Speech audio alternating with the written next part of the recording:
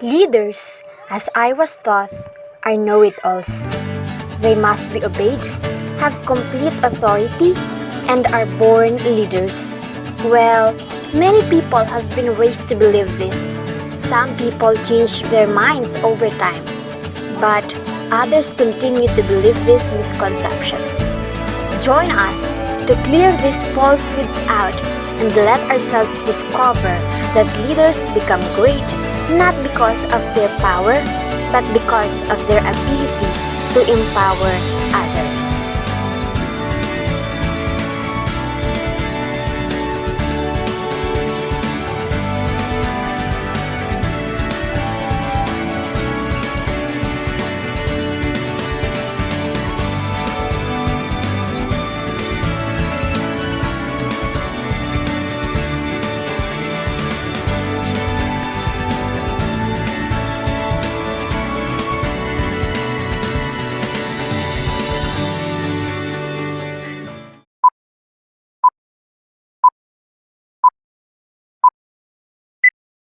Ladies and gentlemen, a wonderful day.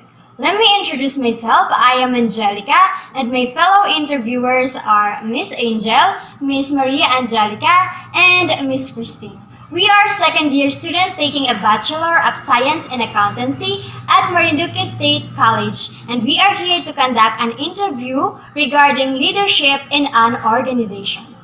An organization is a group of resources that collaborate in some way to achieve a common goal. In simple terms, we are referring to a group of people. Leadership, on the other hand, is a critical management function that enables an organization's resources to be directed for increased efficiency and goal achievement. Effective leaders clarify the organization's mission, motivate employees, and assist them to achieve it. Having said that, we have invited a special and lovely guest who will share her leadership expertise and experiences with us. She is a filmmaker, writer, production manager, line producer, creatives and events consultants, and an entrepreneur. Let's welcome the Chief Executive Officer or the CEO of Tipsy Toes Cafe, Tipsy Toes Nail Lounge, Union Local PH, and Her Coffee, and also a founding advocate of Laro Likha Lakbay PH, Miss Aizel Lakdao. Hello, Miss Lakdao. We are very pleased to meet you. Thank you for taking the time to meet Hello, good with us afternoon, today. everyone. We really appreciate your kind gesture in accepting a request to interview you.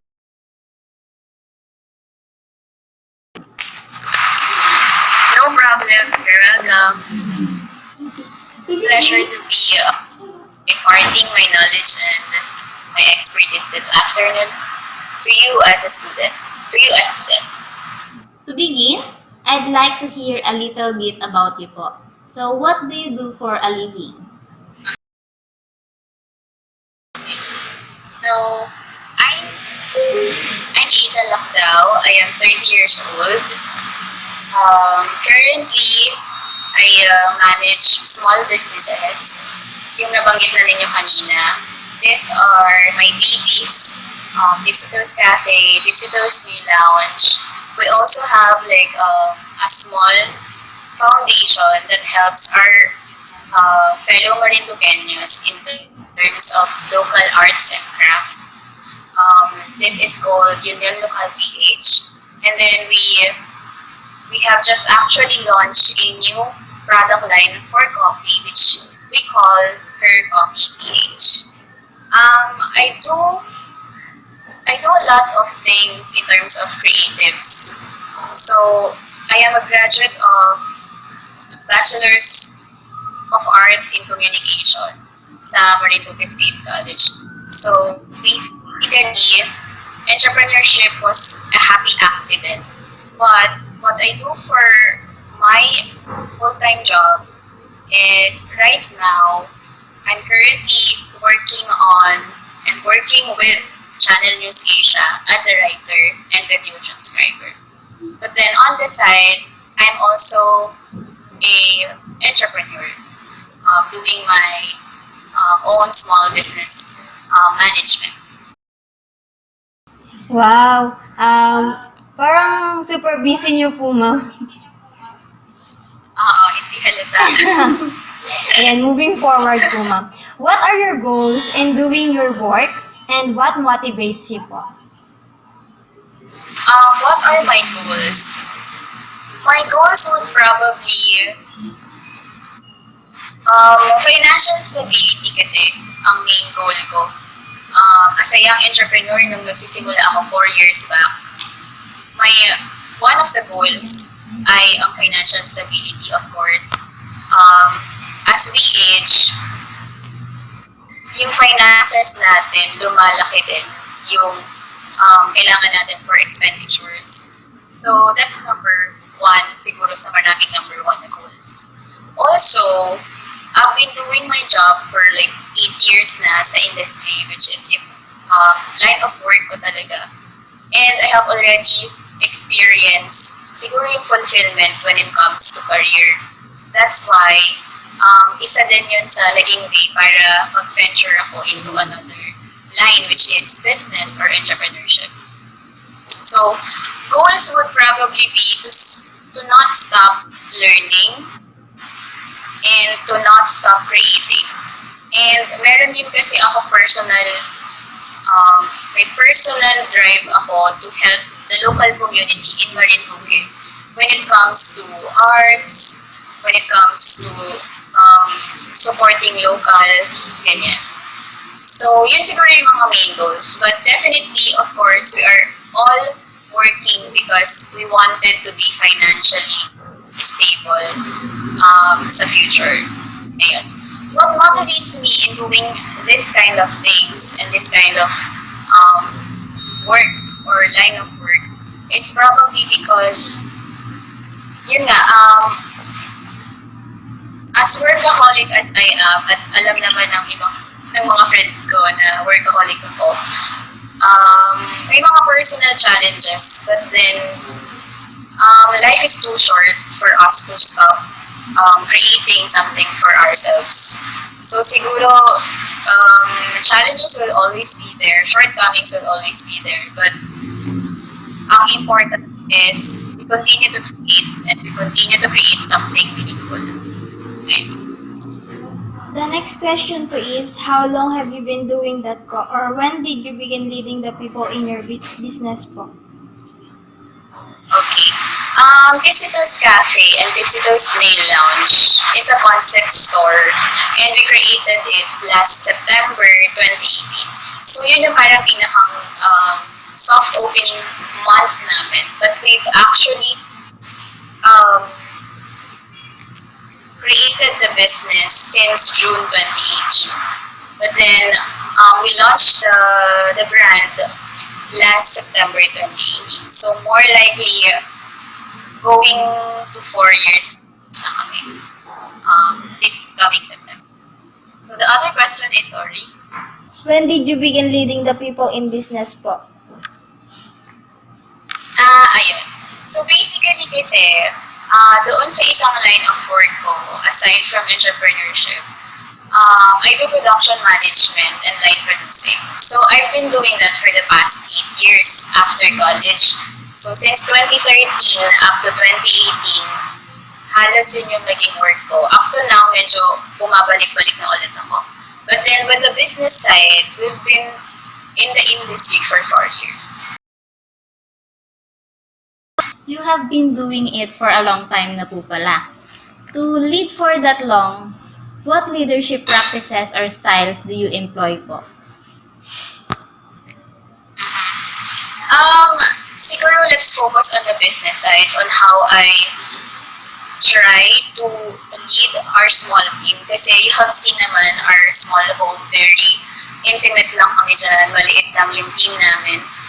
Right now, we consist of 7 in the team. And then, when it comes to my leadership style, I would say strategic siguro yung leadership style ko. But then, meron pang 2 others, which is charismatic and democratic. Tapos may other ko na laissez-faire. So, when it comes to my overall leadership style, strategic talaga yung approach ko. A business plan, nung every time we do something, planning, plotting,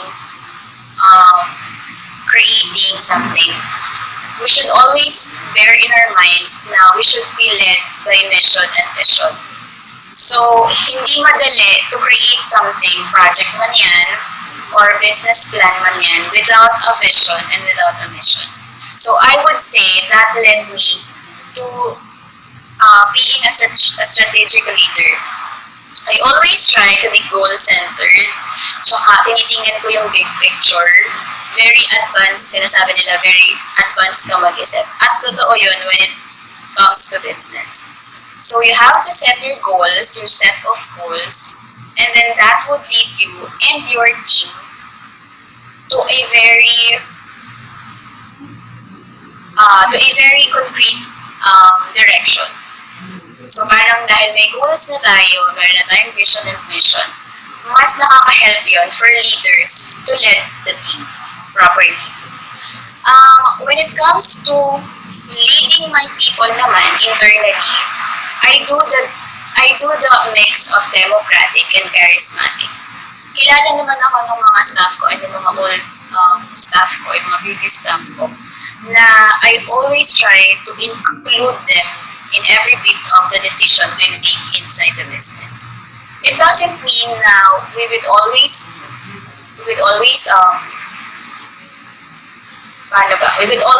center the decision from their opinion, but it is very important for us to hear their input about the problems, about the development of the business, about the pwede nating ma-improve sa business.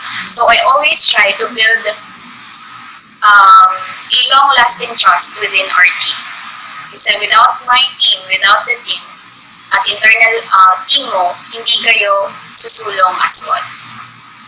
I also do the democratic style of leadership. So we always see to it that we give and we take, both sides. So yung facade kasi ng business, it will always reflect on how you handle your people. So every time, at alam yun ng mga staff ko, the way you act and the way you serve our customers or our clients is also the way it will perceived by the market. And magre-reflect yun kung paano or anong type of leader ka. So for example, hindi kami organized or hindi kami or magulo kami sa loob or sa service, it will always reflect to the brand and will always reflect to the owners or to the leaders of the business. So lagi kong sinasabi, dapat align kami with everything that we follow inside and outside the business premise. So yung with the laissez-faire kasi, since ako ay creative and media person, so I always try to incorporate a little touch of personal creatives, ganyan. So, since may branding tayo when it comes to business, meron tayong mga promotional marketing materials, so I see to it na magagamit natin yun for us to touch our target market or our target customers. So, the more na marami kang innovations or creative ka pagdating sa marketing, pagdating sa pag-advertise ng business or ng products mo, I think that is a big plus in leading a business or in leading a small company. So it shows po pala na that you employ various leadership style, and it also shows that those leadership styles are effective to you po. Moving on to the next question po, what resources do you use to employ that kind of leadership style, especially when you're starting out as a leader?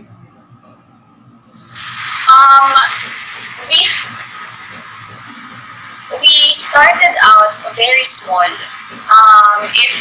If yung iba sa inyo nakapunta nung nasa second floor pa kami, very small yung space namin. So yung physical resources, wala kami nun before because we're also leasing lang naman. So yung mga businesses kasi sa atin sa Marinduque,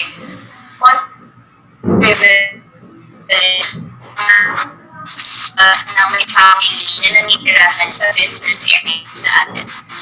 Because at wala naman kaming kamag-anak sa bayan. So, automatically, we will lease, we will rent a space. So, physical resources wala ka. So, when we're starting out, magkasama yung cafe and yung nail lounge because it's a concept store. Financial resources naman have accumulated even enough money to start on like that. Sorry po for the technicalities, but it must be tough po to have few resources. But after all, we are proud of how you be able to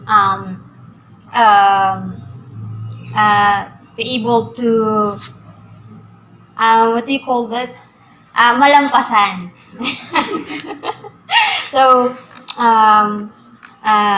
so our next question po is, how do you continue to grow and develop as a leader po? Okay. As a leader, we also have the responsibility to actually grow for your team or for your business framework. What I do as a leader is I don't stop learning also. I study, hilig kasi ako magbasa and mahilig ako mag-research. It's a non-stop process for a leader. And non-stop din matututo ka. And then, pag may time before pandemic, my partner and I, yung boyfriend ko, we actually go to seminars or go to workshops. When it comes to our forefront product kasi is coffee, we'd like to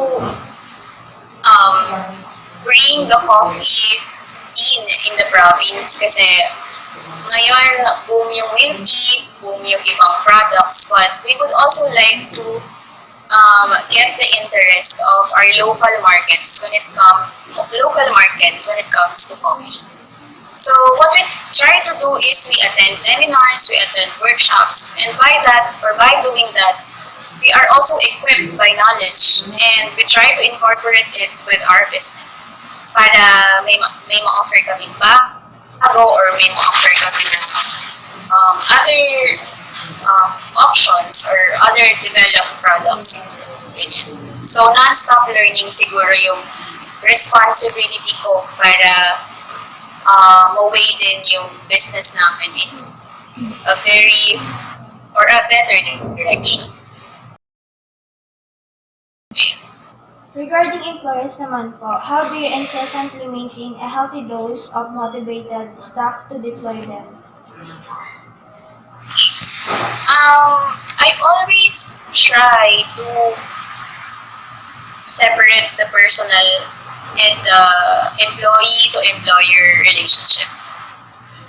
Every time we hire people, I have this mantra in hiring people na I would like to hire people who are kind and has a good working ethics or my good working values, good working ethic values and values sila. Than just hiring people who are expert, who are skilled. It would always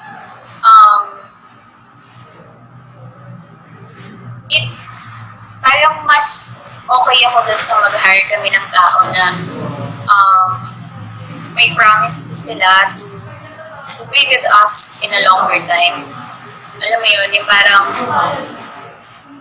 minsan kasi or madalas, based on my experience, the skilled workers marami tayong skilled workers and marami tayong expert workers. But some of them or most of them lack the professionalism, the good working values, yan. So when it comes to that, I'm always aiming to kind and professional workers. And it has to be balanced. Pagdating naman namin doon sa internal affairs namin inside the business, we always try to, ayun, sinabi ko nga kanina, their inputs are valued. We hear them out, we set meetings, we set alignment meetings for us to talk about the products or improvements, developments. But of course, the big decisions will always come from us. When it comes to actually managing people, my brother is supervising the day-to-day basis and regular operations. I do the general management. My boyfriend, yung partner ko, he supervises all the financial aspect and the industrial aspect of the business para at least well-tasked na lahat.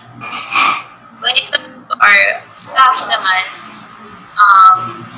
I try to build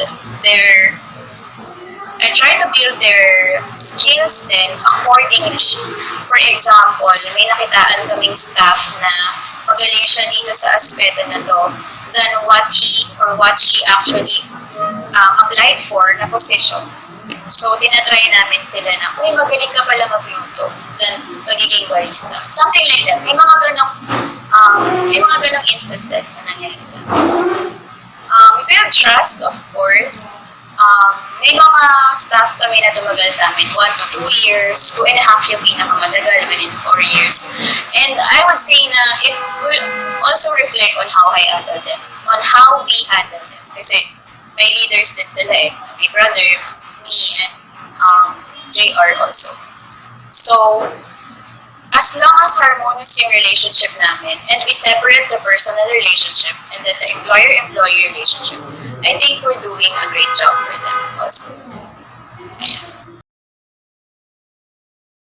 That really shows po how you care about your relationship to your employees po. And hindi nyo lang po sila minomotivate, but you also inspire din po na maging kagaya nyo sa future po, na maging magaling na leader. So, for the next question po, what are the most important values you demonstrate to them?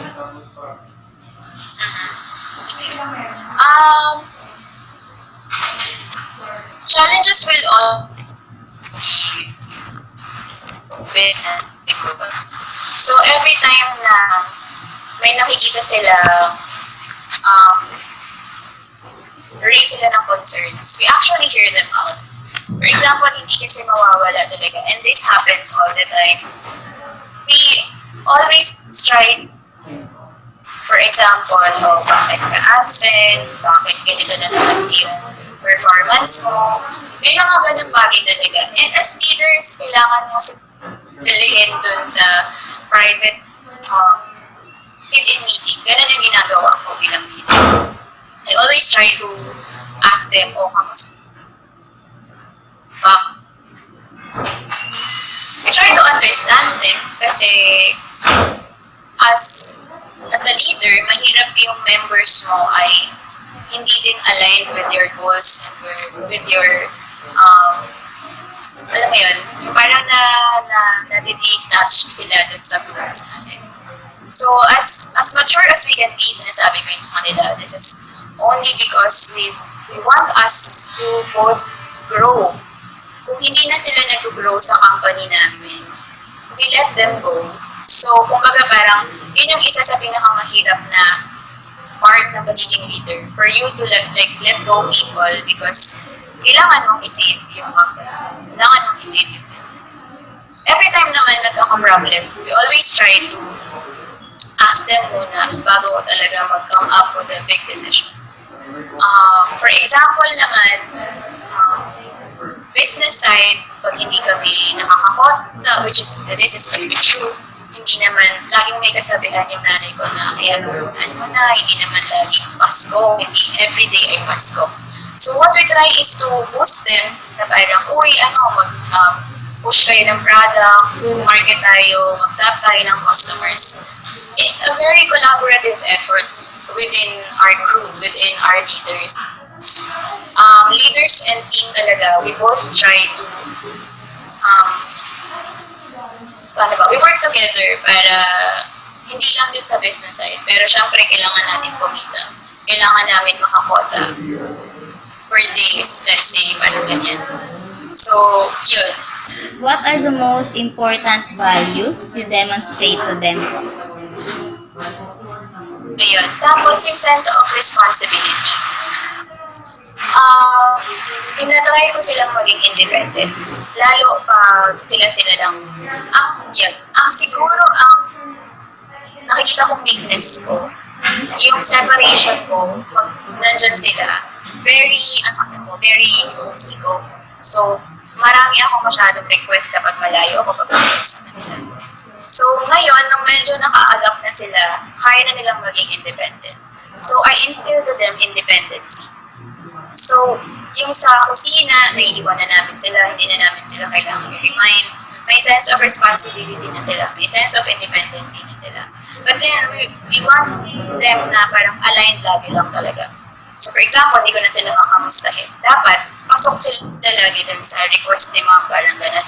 Alam na nila yun. And we try to tell them na yung mga napag-usapan sa meeting, lagi lang sundin, something gano'n.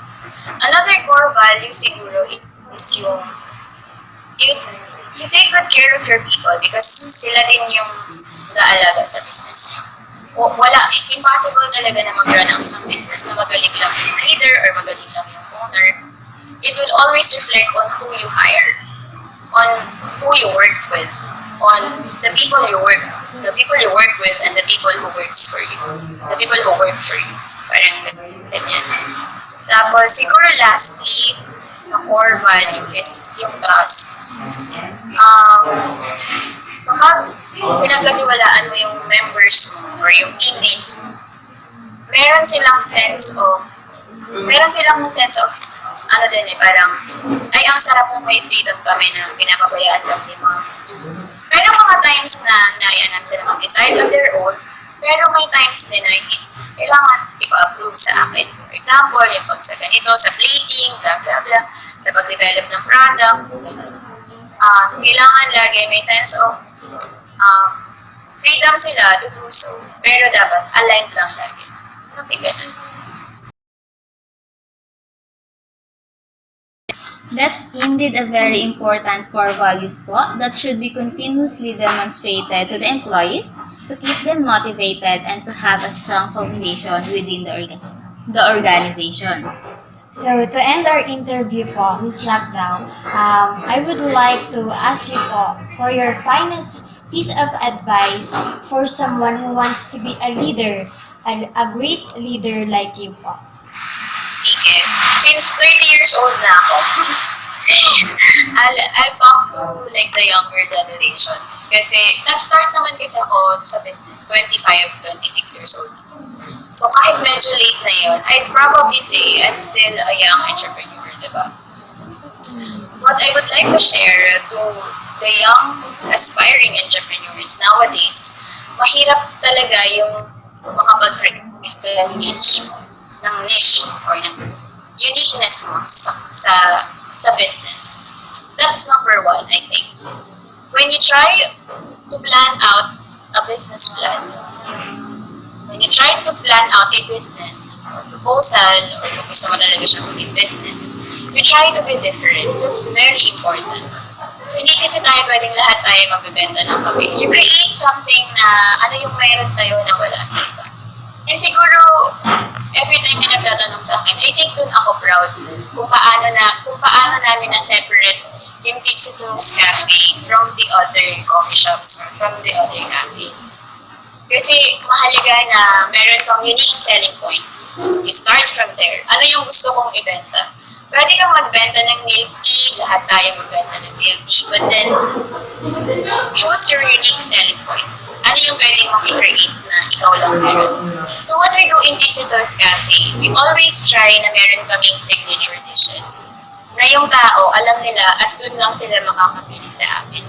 So we try to upfront the local community, farmers, or yung mga local ingredients na sa Marinduque lang mananaguan. We incorporate it to our menu. So at least yun, one unique selling point na natin yun. We also have the concept of pwede kang mag-relax sa spa while having a coffee or while eating your comfort food. That's also one of our unique selling points.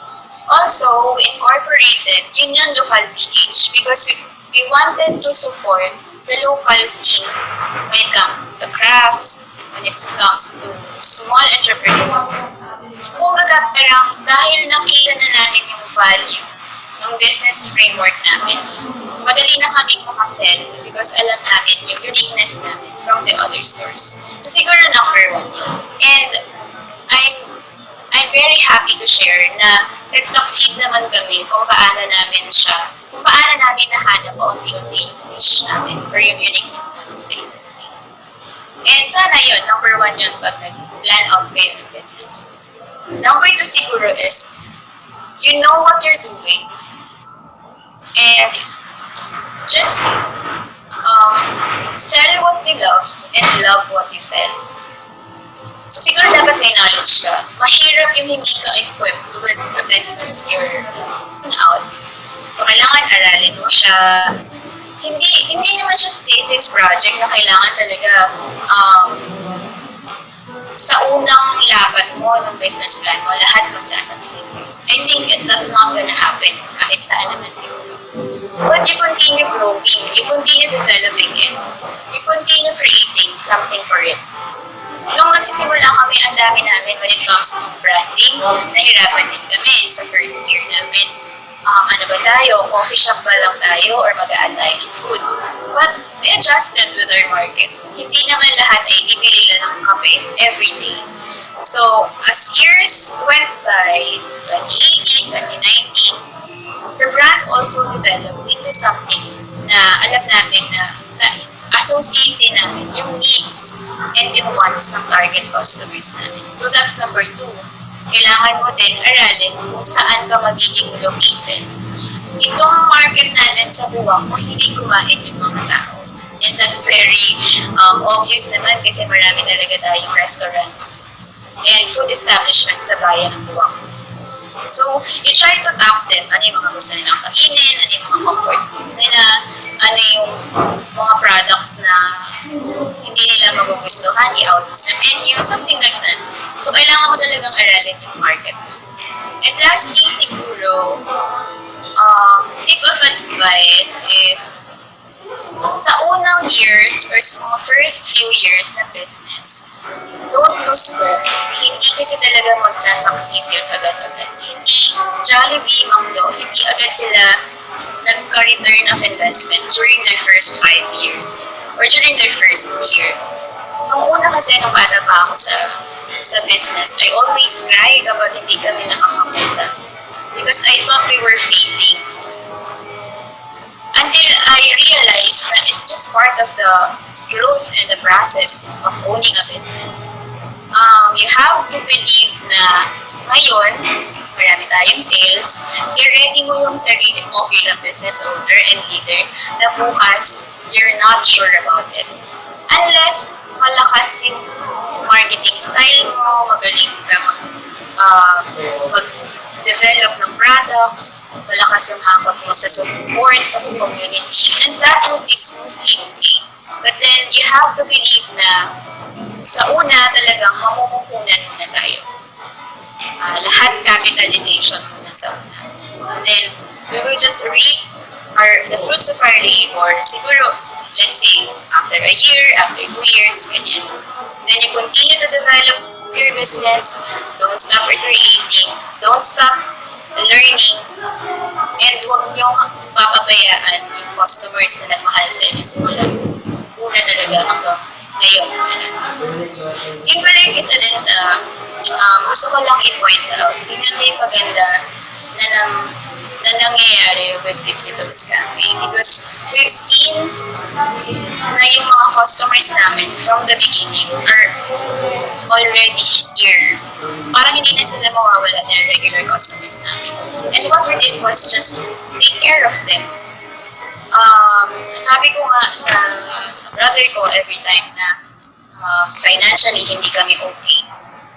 Iiwan ka or magbabago-bago yung framework ng business mo. Magbabago-bago yung mga staff namin, yung mga tao namin. Pero the fact na meron tayong na-create na community agad yung iniisip namin. Yung family na ng Tipsy Toast Cafe. Sila yung forever na dyan susupport. And that's very true. Kaya yung slogan or yung tagline ng Tipsy Toast Cafe, good food, good coffee, good community. Because hindi namin iniiwan on the side yung market. They are always inclusive. They're always a support. So, ayun lang siguro. I think yung iba naman very obvious na and very like in a common sense, parang financially ready tayo, take off, or para mag-start business. But then, others, yun, importante siguro yung mga points na sa atin.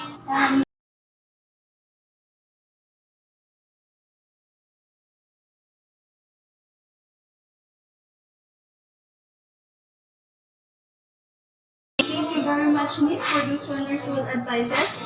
All of us are now very inspired and motivated to become a great leaders. We indeed had a very meaningful and informative interview with you. It's been an honor to talk to such an accomplished woman and be able to listen and learn so many things about leadership in organizations. We are so grateful that you took your time with us today to share your experiences.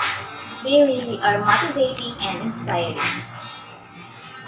Again, thank you so much po, Miss Lactao. Till next time po, keep safe, God bless po, and continue to be a great leader po to inspire a lot of people po.